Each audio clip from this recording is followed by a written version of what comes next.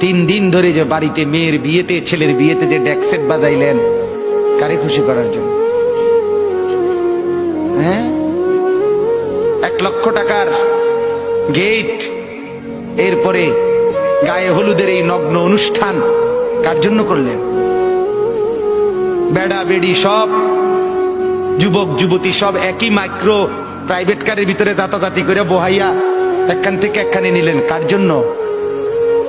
পুরা প্যান্ডেলের ভিতরে একসাথে বেড়া বেড়ি একত্রে খায়, নাচে, গায়, ফুর্তি করে কার জন্য? শুধু সমাজ, সোসাইটি, পরিবেশ, সোসাইটি মেনটেন করছেন, সমাজ মেনটেন করছেন। ছেলেরা চাইছে, মেয়েরা চাইছে, বাচ্চারা চাইছে, এতে হেতে চাইছে, তো মালিক তিনি কি চাইছিল? ওনার কথা মনে হয় নাই? রাসূল সাল্লাল্লাহু আলাইহি সাল্লাম তার কথা মনে হয় নাই?